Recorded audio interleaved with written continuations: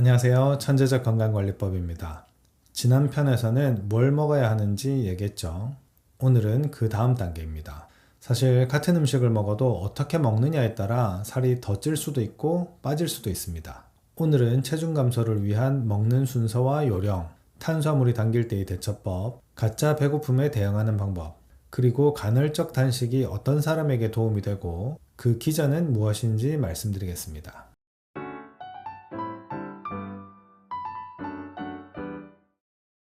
먼저 음식의 순서, 채소와 단백질부터 드시고 탄수화물은 식사 후반부에 드시는 것이 좋겠습니다. 빈속에 탄수화물부터 먹게 되면 혈당이 급격히 오르게 되고 뒤이어 인슐린이 빠른 속도로 분비됩니다. 지난 시간에 말씀드렸듯이 인슐린은 뱃살을 찌우고 체중을 늘리거든요.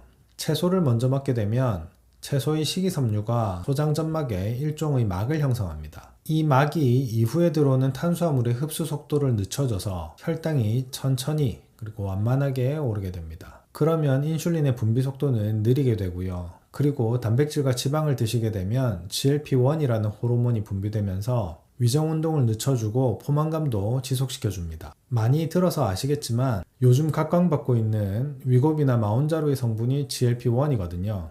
그래서 달걀 같은 음식을 천연 위고비 또는 천연 마운자로라고 부르고 있습니다. 한식 상차림에서는 이걸 어떻게 적용하면 될까요? 나물이나 채소 반찬을 먼저 드시고 그 다음 두부, 계란, 생선, 고기 같은 단백질 반찬, 그리고 밥과 국은 마지막에 드세요. 채소 반찬이 없는 날은 단백질이라도 먼저 드시고요. 밥보다 단백질이 먼저인 것만으로도 혈당 차이가 많이 납니다. 그런데 저는 사실 한식을 별로 안 좋아해요.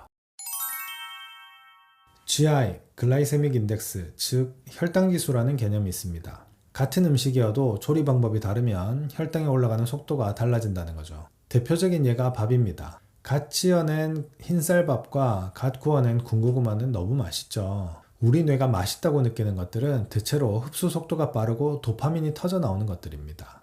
아쉽지만 인슐린 분비를 줄이려면 살짝 덜 맛있는 방법으로 드셔야 합니다. 저는 밥을 지으면 밥 한 공기 분량으로 소분해서 냉동실에 넣어둡니다. 그리고 식사 때가 되면 살짝 데워서 먹죠. 이렇게 먹으면 갓 지은 흰쌀밥을 먹는 것보다 혈당을 덜 올리게 됩니다. 왜냐하면 밥이 식으면서 저항전분이라는 구조로 바뀌게 되거든요. 이 저항전분은 소화 효소가 분해하기 어려워서 흡수 속도가 느립니다. 그러면 이 탄수화물은 꼭 채소의 식이섬유와 같은 역할을 하게 되는 거죠. 뜨겁게 그리고 부드럽게 먹을수록 흡수 속도가 빨라지기 때문에 체중 감량을 생각하신다면 가능한 저온으로 그리고 거칠게 드시는 것이 좋습니다. 액체보다는 유동식이 낫고 유동식보다는 일반식의 거친 음식이 낫습니다. 식초나 레몬즙도 효과가 있습니다. 산이 소화효소의 활성을 억제해서 탄수화물 흡수 속도를 낮춰줍니다. 밥에 식초를 약간 섞거나 샐러드에 레몬즙을 뿌리는 것만으로도 혈당 반응이 달라집니다. 파스타는 알단테, 즉 약간 덜 익힌 상태가 혈당을 덜 올립니다. 너무 푹 익히면 전분의 결정 구조가 풀리면서 소화가 훨씬 빨라지거든요. 마지막으로 가장 간단한 원칙입니다. 탄수화물을 단독으로 드시지 마세요. 식이섬유, 단백질, 지방 중 하나라도 함께 드시면 탄수화물의 혈당 자극이 희석됩니다. 빵을 먹을 거라면 아보카도나 달걀을 함께 드시거나 올리브유에 적셔 드세요. 과일을 먹을 거라면 견과류나 치즈를 함께 드시고요. 먹는 양은 늘지만 체중 관리에는 오히려 더 이롭습니다.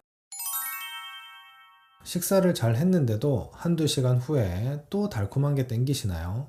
이건 진짜 배고픔이 아니라 도파민이 만들어낸 가짜 배고픔일 확률이 높습니다. 탄수화물이 들어오면서 분비된 도파민이 시간이 지나면서 감소하게 되면 또 도파민 분비를 촉진하는 탄수화물이나 맵고 짠 음식이 땡깁니다. 그리고 탄수화물만 섭취한 후에 혈당이 롤러코스터를 타면서 급격하게 떨어지게 되면 마찬가지로 갑작스러운 공복감이 찾아올 수 있습니다. 그렇다면 지금 이 배고픔이 진짜인지 가짜인지 어떻게 알 수 있을까요? 몇 가지 질문을 스스로 해봅시다. 첫째, 마지막으로 먹은 게 언제인가? 식사 후 2시간이 안 됐다면 가짜 배고픔일 가능성이 높습니다. 둘째, 뭐든지 먹고 싶은가요? 아니면 특정 음식이 땡기시나요? 진짜 배고픔은 무슨 음식이든지 먹고 싶지만 특정 음식만 강하게 당긴다면 가짜 배고픔일 가능성이 높습니다. 셋째, 스트레스를 받거나 지루하거나 피곤하신가요?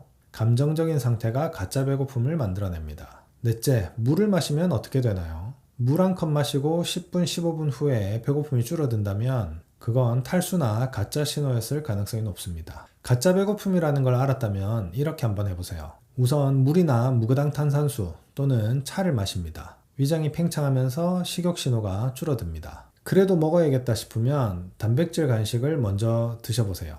삶은 달걀, 그릭 요거트, 치즈 한 조각. 혈당을 자극하지 않으면서 포만감을 줄 수 있는 음식들입니다. 완전히 안 먹는 것보다 당지수가 낮은 음식으로 대체하는 것도 한 가지 방법입니다. 과자 대신 견과류, 아이스크림 대신 다크초콜릿.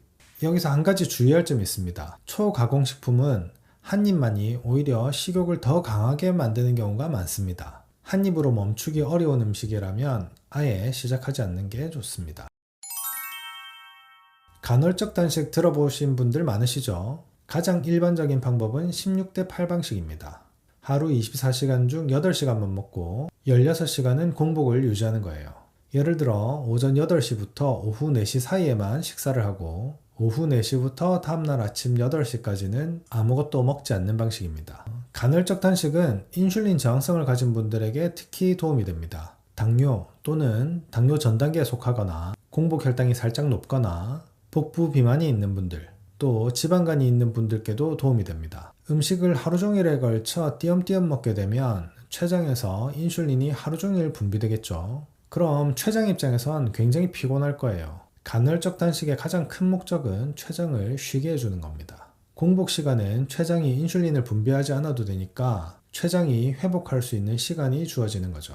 인슐린이 분비되면 지방이 에너지원으로 사용되지 않습니다. 공복 시간이 길어지면 그 시간 동안 몸은 지방을 에너지원으로 태우게 됩니다. 그리고 몸에서 자가포식작용도 생기면서 건강에도 도움이 되고요. 자가포식작용은 다음에 기회가 되면 따로 영상을 만들어서 올리도록 하겠습니다. 간헐적 단식에서 주의할 점이 있습니다. 저혈당 경향이 있거나 혈당 조절약을 드시는 분은 주치의와 반드시 상의를 하시고요. 가임기여성, 특히 호르몬 불균형이 있는 분들은 생리불순 등이 생길 수 있으니까 주의가 필요하겠고요. 성장기 청소년에게도 권장되지는 않습니다. 마지막으로 가장 중요한 이야기를 하나 드리겠습니다. 간헐적 단식을 하면서 가장 많이 하는 실수가 있습니다. 단식 시간을 잘 지켰는데 먹는 구간에 보상처럼 폭식하는 거예요.